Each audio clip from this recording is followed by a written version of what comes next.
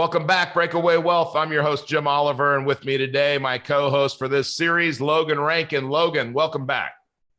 Thanks. Happy to be here. Fired up for these weekly calls. I know, this is, I'm almost sad that this is the third and final one in this series, but it doesn't mean that it's not the last series that we're going to do, because I really think that some great information that you're sharing and that we're sharing. It's April is coming up, and we're going to be on tax day where people have to pay their taxes. Now, I never pay my taxes on April. I pay 90% of the previous, so I don't get penalized, but I push that off for another 6 months. But if the IRS is listening, I'm just following their rules. So let's talk about, as we kind of kick into the solution, right? We've talked about the problem. And, Logan, there's really three places you can hold money for money that you are holding. Like, it could be in a taxable account, like a checking account or non-qualified investment. It can be in a tax deferred account, meaning I'm not paying any tax now, but I'll pay tax later at some rate that the government will decide how much they're going to charge me down the road, right? Or a tax-free or tax invisible account, right? Or tax favored account, right? So when we talk about infinite banking and real estate, the thing that I love is everything in the policy is tax invisible and everything in real estate is tax favored. And there's all kinds of strategies that we can use in real estate to do that, to make them tax favored and take advantage of the Internal Revenue Code. So what are some of the things that people don't really know about when you think about that? Or what are your comments to taxable, tax-free, and deferred? And yeah, I think in general, taxes is something we don't teach enough, right? Nobody wants to talk about it, but it's their biggest expense in their entire life. Think about that. Your biggest expense in most people's lives is taxes, but they know nothing about them. The government tells us we got to pay them. They tell you that you need to pay somebody else to figure out how much, by the way, which I've always found crazy. Like, okay, I got to pay taxes. How much? Well, you figure it out. Oh, so I got to figure out how much I'm supposed to pay you. Like, I got to pay someone to figure it out. And it's all this, it's taxes in general. I do think it would be I would implore you to try to understand more about taxes, because it's not what you make. It's what you keep. And understanding that it's what you keep versus what you make is a big part of this. One of my favorite quotes is that there is actually two tax systems. It's a tax system for those that are educated on taxes, and those are uneducated. And everybody's uneducated for a period of time, and there's always something you can learn. But the more you get educated on, the better that you're going to be. I don't even know if we should call it a tax system either, Jim. When you talk about real estate, what I've really learned that taxes is like a incentive system. Really, that's how I look at it. And I know there's going to be people watching your show, and there's always people that say like, oh man, like, people in real estate, or people should have to pay more taxes. Why do they get all these incentives? Why do they get all these things called depreciation? Well, they get them because the government made those to incentivize and push us to go do what they want us to do. So one of the biggest things the government wants is good infrastructure, right? They don't want buildings falling over. They don't want apartments that are, haven't been updated for years upon years upon years.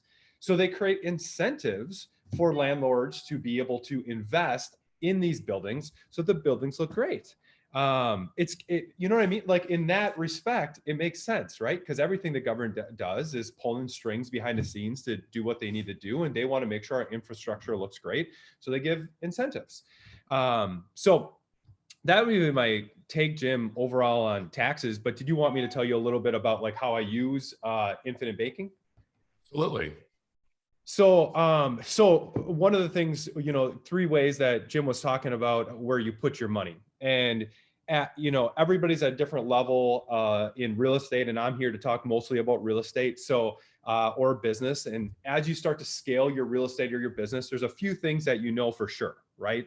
Number one is that if you're in the real estate business, you need to have some sort of reserves account, or at least you would be smart to do so, because things happen in real estate. And I've never bought a property that I didn't have the appropriate amount of capital expenditures set aside and reserves, because you can't predict anything, but you can predict that things are going to happen. So you should. So you start setting money aside for your real estate. So that would be your reserves account. The second thing that you want to set aside is what I call escrow. I don't let banks escrow my taxes and my insurance. I escrow that. They're very happy to, by the way. Very happy to take your money, hold on to your property taxes. You pay them every single month, and then they'll pay your taxes at the end of the year. Or you could. And because I want control over my money, I have always escrowed my own property taxes and insurance. So every single month, I got more and more money coming from my business checking account to my escrow account. So the second way you are storing money is in your escrow. And the third, I kind of led into this already. If you have any sort of capital expenditures needed on your place, let's say you need a roof in 3 years, you might set aside an account to start building up money to pay for that roof. Or maybe you want to upgrade your apartment, you want to set aside. So one thing that I do with all three accounts, and we'll just keep it simple, I'm going to do it with my escrow because I think everybody can do it with their escrow, is I opened up a whole life policy, right? And you've talked a lot about IBC, so infinite banking. And infinite banking works incredibly well with real estate because you have so much money sitting on the sidelines. And unless you want somebody else to be loaning that money out, like the bank, and making a lot of money on that money you have sitting on the sidelines, you want to do something with that. So with all three of these accounts, this money sitting, I've been always searching, well, what can I do with it? What can I do with it? This money's just sitting. And as you accumulate more and more real estate, like for example, every single month, I have about $200,000 worth of money sitting to pay taxes. So that starts to grow. Now, let's just say you had $20,000. Let's just say you had $2,000. It doesn't really matter, but you have money sitting on the sidelines. So what I did, and what you can do is you can open up a whole life policy, right? So instead of having the money sitting in the bank, the money you use to be able to buy the whole life policy. The whole life policy will grow, right? You have that money now, instead of just sitting in the bank, losing money, you got your whole life policy that's holding that money. And then at, what would you say, Jim? What, average of 4% growth wise? Yep. Growing at an average of 4, which by the way is probably 400 times more than sitting in the bank account. Well, what you also can do is you can borrow from this whole life. And this is where infinite banking gets really interesting. So you can have that money sitting, and then when it gets to December, January, and you got to pay those property taxes, well, now you can take that, you can borrow against it to be able to pay the property taxes, right? And then as that money starts to come back in for next year, slowly, you take that money that you were setting aside anyway, you're going to take that, let's just say $2,000 a month for your property tax and set it in your savings. Well, you don't. You take the $2,000 and then you slowly start paying back off the whole life policy, right? That you just used to pay your property taxes. And then you get to the end of the year and now your whole life policy is totally back and you're not paying on that loan anymore. And guess what? It's time to pay property taxes again. And you take the whole life and you pay, but here's the deal. You're controlling everything, right? And that's only a small example with escrows. Reserves is the same thing. You want to have a certain amount of reserves. Well, why would you just keep it in the bank? Why not move that into your whole life policy, right? Your money is sitting. Why would you want to sit in the bank when you can have it sitting in a whole life where you can access and you can move it back and forth, and your loan is probably going to be about the same rate of the dividends? Because this part was hard for me to understand too, is you're not actually taking the money out of your whole life, right? You're borrowing a loan from the whole life. Your money's still there.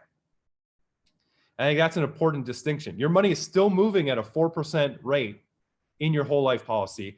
And then you're borrowing a loan at about 4%, let's just say, from the company, not from your money in it. Your money stays. You're not taking it out, right? You're not touching it. You're grabbing it. And then so think about it once. So now you're using that money to pay for it. It might be costing you 4%, but your money is still there moving at 4%. So what are you actually paying? And that's when it gets really interesting. And, I'll throw this back to you in a second, but I do want to hit on this one. Now, what happens if you can grow over time? Your whole life is growing, right? You have more and more access to that. You can get a bigger and bigger loan because you have more and more money or more access to the money that you're putting in there. Well, then you can actually start utilizing your money in there to buy properties, right? Now, your IBC account, your whole life policy actually over time can be utilized as the bank. It could be utilized as the bank right away. For example, if you're going to put 20% down on a property and you have about 25%, cash reserves, you could take that 25%, buy a whole life policy, right? You won't have the full access to it right away. And Jim's team can help you with that. But you have the majority, around 85%, maybe 90% access to it or whatever. You can take that money and then use that as your down payment. And again, that money is still moving at 4%. So whatever that loan is, you can now arbitrage and use, I know this one's a little bit more complicated, but when and maybe a picture would help, but you can use the cash flow from the property now to pay back the bank and to pay back your, infinite banking checking account or your whole life loan. So there is in real estate, I get really pumped about this. I said Jim, this is your whole infinite banking strategy. You can use in a million different ways. But I said, I am going to argue that real estate investors there's so many different ways that real estate investors don't even realize that they could use this for. I think most people don't, because you got to be a little bit organized. But once you set it all up, there's not a lot of organization you need. You just set it all up. And, in the last 2 episodes, we talk about speed, moving money, velocity of money. I mean, look at this shit. Look how I got money going everywhere. I mean, that should, if you can get as excited as me about how fast your money's moving from one spot to another spot. I didn't even talk about you could loan it to fix and flippers. You can get it back in 60 days. And there's just so many different utilities in real estate where you can use a whole life policy.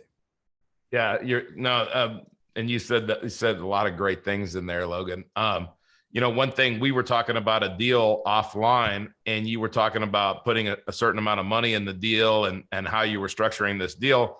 And I was thinking to myself, if you had that money in the insurance contract, you could use the insurance company's money to go do that. And your cost is only the interest while that money's out, right? Because it's going to start flowing back, like you just said. So it's only while it's out. That's your only cost. And guess what?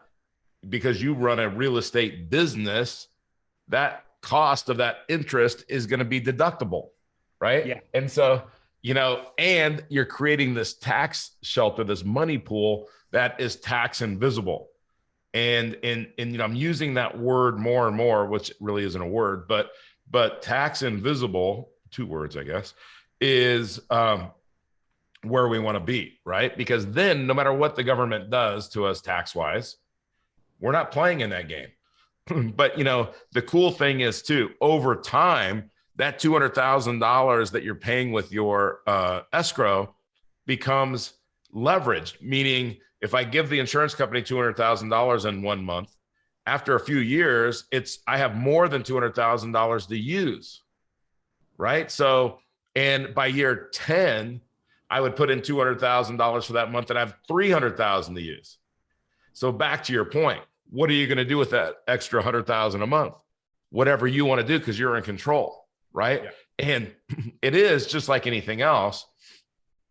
There's a learning curve. There's an organization. You might need a spreadsheet. You might need somebody to help you with this. When you had 3 properties, you didn't have anybody on your team, probably, right? Maybe you had a handyman over here, you had somebody over there, but you didn't have any full-time people. Now, how many full-time people do you have? 57. 57, right? Okay. Now that's a business. That's not a real estate investing firm. That's a business. That's a real estate business. But to build that confidence in such a short period of time, right? First, your vision has to be changing all the time. Because I guarantee you, when you had 3 properties, you didn't say, I want to have 200 million, 500 million, or whatever the vision is now of property, right? But you knew you wanted more. You knew you were developing the foundation. So talk about how you help people and how you were helped to build that confidence, to build that foundation so that it would support a business like this. Yeah, I think one of the number one things I teach at my workshop, and I would for everybody on here, I know some of this, what I just went through is a little bit complicated without pictures. And I'm a vision person myself, is organization. Like if you want speed, if you want scale, if you want wealth, getting your shit organized, making sure that you're organized where you could, is a huge way to wealth. It's underrated. And if you're not organized, then you need to find somebody that's organized and make sure they keep you organized. You don't necessarily have to be organized yourself. You just have to make sure that you're not, someone is keeping, because we don't pay enough attention to our assets, our net worth. And everybody thinks like, oh, if my net worth's going up, everything is great. Well, that drives me crazy because it is important. It is good that your net worth is going up, but it's even more important that your net worth is productive. What is the productivity that your net worth is equaling today and in the future? And you need to be organized to be able to do that. And so I would tell you, to answer your question, that is probably the number one key to my success, and is keeping my stuff as organized as possible so I can measure my productivity, so I can measure the speed of which my money is moving. And I even get this question all the time: what's your unit count go? Like, how many units do you want to end up with? When I had 3 units, I wanted 10. You're right. And then I moved the goalpost, and maybe I wanted 100. But once I hit 100 units, once I hit financial freedom, back when I was 30, I didn't care about units anymore. The number one thing I cared about is making sure that my hard-earned money was moving in a productive manner. How fast is it moving? So I just got really organized. And then I found out, like, and this is what whole life can do, is what you want to make sure is if your vehicles are profitable and they're bringing back money, you actually have a problem. The problem is the money is sitting. So you got to get rid of that money, right? You got to find a way to get rid of that money, and hopefully you find it into another profitable investment, but then you make the problem even bigger because now you're more profitable, which means you got more money coming back. So now you got to figure out what to do with that. The reason I like whole life is because you can put it into these policies, that allow you time to figure out what you want to do with it and how you want to utilize it. So I really think there's just so many different ways you can do that. But back to your question, the number one thing I would implore everybody to do is get really organized so you can see what's going on. It's the first thing I do when I help out my clients is if you have no real estate, the first thing you shouldn't do is go buy real estate. I'm a big component of taking action. Don't get me wrong. But if you don't know what your net worth is, if you don't know what your cash flow is per month, that's actually what you need to start with. You got to get yourself organized so you understand where your map is right now. And then we can start adding different levers, right? Then we can start adding more real estate. Then we can start adding whole life policies. But I think that's where it all starts. Yeah, no, I love that. And what's funny is in today's world, you can have somebody organize you. Like, let's just take something that maybe we all like. If you took your computer and your files, right?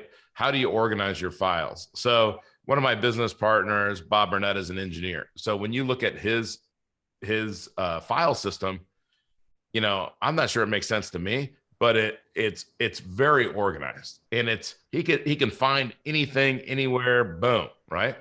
Well, that's not how my brain works, but I can hire somebody, and think, with Upwork and things like that, I could hire somebody for $5 an hour to organize me, right? Probably somebody with a college degree overseas to organize me. But what I did too is I hired somebody to organize me, and she's virtual. She's in Kentucky, just, hey, Jim, no, I'm going to cancel that appointment. You can't do that. That you don't have enough time. And she's just taken over this stuff. And it's so relieving to have that, because it isn't one of my strengths. So if somebody's in the audience, you can. And then when you have systems, so when you go to workshops like yours and you get systems on soup to nuts, how do I start and how do I keep growing it, right? And then there's different levels. It's kind of like our community that we just started. You could go in and there's free courses, and then there are courses that you pay for, and then there's masterminds that we're developing, and then there's next level masterminds. And the more that you pay, the more you get. right? And the reason is it costs us more and more and more to produce that stuff. So, but it will always be 10x to 25x. I mean, that would be my goal, 25x. So every dollar you put in, it's going to be worth at least $10. And if anybody ever feels like it's not, just tell us and we'll give you your money back. But I think about that back to like the workshop. Like, what's the value of the workshop? If I paid, I mean, I know the workshop's not $100,000, but if I paid $100,000 and then I went and made at least $1 million, then that was pretty good. But what if I went and made $100 million? Yeah. Right. Yeah, that's the thing. I think, again, if you look at too many people, we talked about this last episode, too many people look at the expense of something, not what you get out of it, right? That's where the true value is. In fact, I would tell you that anybody that has ever signed up for my workshop, I'll tell you this now, I tell them then, is I'll give your money right back if you don't feel like you got 5 times what the cost of the workshop was. And 5 is low. I agree. Like, if you're going to get 10x what this is, and you can find, even forget the workshop for a second. Here's the thing: if you want to scale, if you want to build wealth, a lot of people that are listening to this probably do. You can find everything we're talking about like on Google. It's just going to take you years. It's all out there. But if you want the shortcut, there's different ways to be able to take the shortcut, and that costs money. But the shortcut should produce, 5 to 10x what it would in both times and dollars. What's funny about that is I was just having this discussion with somebody on our team, and I was talking about how I learned infinite banking. So what I did is I went to Nelson's 10-hour workshop. Then I went to it again. Then I went to it again. And then I called him 1 million times, and I'd ask him every stupid question that I could think of. Right. And I think he thought I was slow in the beginning, because he'd say, Jim, how many times have you read my book? And he had the greatest Southern drawl. And I'd say, I think I've read it 10 times. He goes, go back and read it again. And he would just, tell me that, or, maybe you need to come to another workshop. And so, but in conjunction with that, I read every book on the subject I could get my hands on. Every banking book. I ordered Bauer financial reports and read them. I even bought part of a bank to understand how the bank thinks and makes money. I mean, I did everything. Now, I will tell you that the stuff that I learned from Nelson was 10x efficient, 10x value to all the stuff that I read, right? And I read all the bad books on this subject. And I could name them, but we won't. Okay. And I know the bad books on real estate. I've read some of those, right? I'm sure you have too. But, if you could leverage somebody else's experience and their time, right? Then, there's a lot of people out there that I would call mentors. They don't even know I exist. But I've taken what they tell me and they've written or they've recorded, and I've used it. So they are mentoring me, whether they like it or not. And I'm sure they do like it. And then the other thing is, take a handwritten note and send it to the author or to somebody with the workshop with specific questions, or send them a specific email. How many times do people do that with you, Logan? Send you, hey, really love that. And I'm really interested. I just had a few questions. Do you get any of those? Never, right? Never. Now, by the way, if you did, you'd answer it. Yeah. Right? Because that person would stand out and you'd say, well, let me tell you why I say it this way, and then guess what? Now we have communication. And if we have communication, now we have a relationship. Now, that's a person you could come back to and say, hey, I ran into this problem. Do you have any resources for this or this or this? Now we're building a community. Now we're collaborating, right? And I always say collaborate with people, don't compete with people, because we're always the buyer. We're never selling anything. We don't sell people infinite banking. We're not the hero in that story. You're not selling people on workshops and courses and things like that.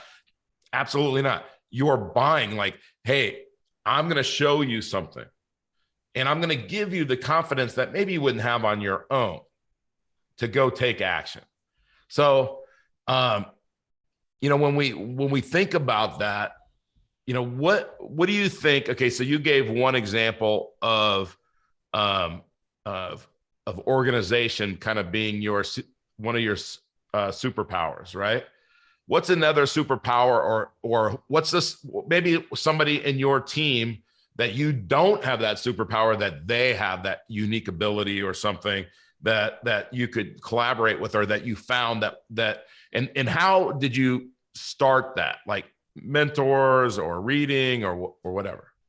Yeah, reading is probably the biggest one that has helped me. But I also tell you, because I read a book a week. I've been doing that for 4 years, and before that I did one a month. So I started speeding it up, because I think the superpower of the future for everybody is being able to learn and change, because whatever you learn today is going to change. So you need to be like really, really good at constantly evolving yourself and enjoy that evolution.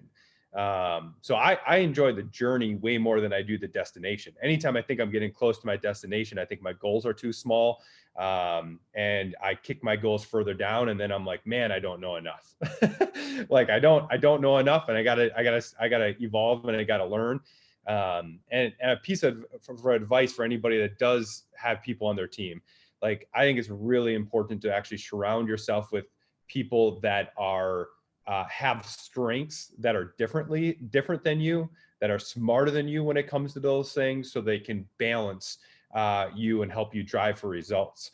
I would tell you that I am very sometimes can get very driven and very emotional on things. And one of the people that support me the most is always just super calm and collected. So if I get really upset over something dumb, he's my first call, because I know if I call anybody else, I'm going to make a mistake. And I know that he's going to either be like, you have the right to be pissed. Let's talk about how we communicated effectively, because you're probably not going to. Or, he's like, you're just not level-headed right now. Like, this isn't actually that big of a deal. So for that would be like one example. And I have a lot of opportunities. Everybody does. But even if they're not in your team, even if you like were me, I didn't have a team till like 100 units. Honestly, I had a third-party property manager who was great, but I didn't have a team. I didn't have an actual employee. So, but it can be friends. It can be what you said. It can be people, other business associates. Just look at, like, find that person, because you know who they are. They're just better, naturally gifted at things that you're not naturally gifted at. And when you go through a situation where there's an opportunity that is going to expose you, don't let it expose you. Call them first, and I guarantee you will be better afterwards. That's back to Dan Sullivan's concept of who, not how. And he wrote a great book recently with Dr. Benjamin Hardy that goes into this concept deeper.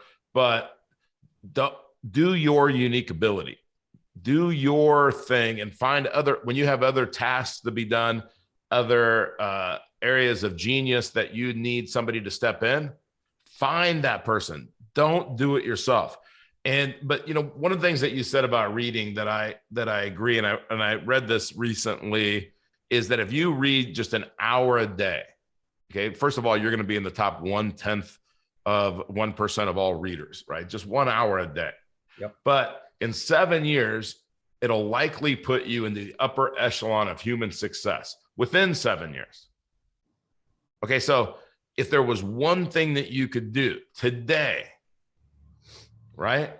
And by the way, it doesn't, sometimes I believe you could go back and reread the best books over and over instead of reading new books. Okay. And I know in the first 2 chapters, 3 chapters, whether I want to continue to read a book or not, right? Sometimes it's like, okay, yeah, I got it. All right, let's move on. But, I think that's really important. And then finding a mentor, invest in your time and money into workshops, into courses, because if I can take what Logan's learned in the last 5 years, where he's really created a lot of velocity, if I can learn that and implement it in 3 years instead of 5, Well, why wouldn't I do that? I just got 2 more years, even if I was as good at it as you, but I'm pretty sure that I can copy what you did, right? I might not have been, I might not be able to innovate what you innovated, right? But if in a day of a workshop and some coaching and, I don't know, once a month or once a week or whatever the coaching is, I mean, if I'm held accountable, hey, did you go do this? No, I didn't. Well, why not? Right? Well, I was afraid of X. Okay, let me get you over that. Right? Like if Warren Buffett would coach you and you wanted to go buy companies, because don't think Warren Buffett invests in the stock market. Okay. He buys companies. Okay. Yeah. So if he would coach you on buying companies, how much would you pay for that coaching? So much. Hard. Yeah. I mean, could you overpay? I don't think so. Right. So so that's really where I think, as we wrap this up, what is the solution? Well, the solution is to have a coach, to have the right vision and the right goal in mind. It's not the old definition of retirement, which we talked about, right? Which is build up a bunch of money and then hope you don't run out of it before you die. Yeah. It's financial freedom. And it took you how long to get to financial freedom, Logan? 7 years. 7 years. So everybody in the audience, 7 years from today, you have financial freedom. And you control that path. Could be 5 years, could be 10 years, but somewhere in that range, you're financially free. What are you willing to do today to make that happen? Logan, any final famous last words? Yeah, I would just say, because I still remember this. I still remember buying my first investment I had control of, which was just a single family house. Took forever to get it. I remember fear. And I think a lot of people fear making these adjustments and making these changes. And I would just tell you, you need to then grow your ambition. If you can grow your ambition to beat that fear, you will make that move. And that's what happened to me. I had too much fear. So it took me way too long to be able to change the way I was moving my hard-earned money, until my ambition finally outweighed my fear, so that I could take that risk. Because you will not take the risk, because that's what you're going to perceive it to be. Might not even be a risk, but your perception that it is a risk, and that scares you. And if you are scared and you have that fear, I did too. You got to figure out ways through mentors, through books, through your own self-confidence, to create enough ambition to want it bad enough. I know we talked about this. I'm going to be launching my book, literally called Find Your Financial Freedom, at the end of March, early April. And it's about your destination. And you got to have enough intensity around that ambition to get past that feeling of being scared or fearful to take what your perception is of a risk. And when you do, it'll open up so many more doors. And I'm sure you remember feeling that, Jim, when you started your journey. We all remember, nobody just is there or gets the financial freedom without taking some risk, without being scared. And so that's what I would tell you. If you haven't got on that journey yet, that's where it starts. My only regret is the times that I let the other people or myself tell me that I couldn't do it, or that I was on the right path and I knew that I wasn't on the right path. And that's the time I regret. I don't regret any of the actions that I ever took. Because every time I took an action, even if it failed, I learned a lot. And in buying businesses and running businesses and buying real estate and showing people infinite banking, I used to use a 80 slide PowerPoint, right? Because that's how I was taught to present things. And now I use videos and courses, and I draw stuff out on a Wacom board, and it's on a piece of paper. It's basically a digital piece of paper. So, because I'm with you, I need a visual to see this and to understand it. But I'll tell you what, back in the day, I used to go to every workshop that I could that I had the time to go to. And I went to a lot of good ones and I went to a lot of bad ones, but I learned something, at least took one nugget from everything. And so I think take the best, leave the rest, and is a good strategy in everything that you do. And when I think about April coming up, got your book launch. We're gonna have you featured in the Create Tailwind community. And if you go to community.createtailwind.com, you can join the community. And once you're in the community, ask questions of the other members. Share your experiences. This is your community. It's not Create Tailwind's community. It's our community. It's your community. It's together. And those courses that we're going to provide in there are going to do all of the things that we're talking about today. Give you the confidence, give you the mentorship, give you the vision, and we're going to help. And by the way, we know that there's somebody in this audience that's going to take it to the next level. And they're going to teach Logan something, and they're going to teach Jim something, and they're going to cheat, and they're going to serve, because being a good go-giver is all about serving other people and helping other people. And Logan is the master at that. And I'm so looking forward to the book, and I'm looking forward to the workshop in May. At the tell people the dates. I'm sorry, I forgot them already. May 21st, and there's a VIP second day, 22nd in Appleton, Wisconsin, and Jim will be there too. Yeah, absolutely. I'm going to be there. I'm excited about it, and some great golf up there in Wisconsin. So I might be there a little longer. My wife might think that I'm there for a whole week of learning, but I might be playing golf a few days. So audience, this is what you got to do. And the next guy that's going to talk here and take you out of this episode, you have to listen to this. And if you haven't listened to The Strangest Secret, you have to do it. And if you haven't taken our course, Becoming Your Own Banker, on the community, which it's free. Okay. So there's, I always say that you need to have some skin in the game, but this is one we're not going to even make you have skin in the game. And I'm going to make a deal. If you listen to all 3 of these episodes and you're fired up to learn more, I want you to send an email to harper@createtailwind.com, and we're going to give you a free book, Becoming Your Own Banker. Okay. For anybody that hasn't read the book, if you have the book, then you have the book. But if you haven't read it, send us an email. Okay.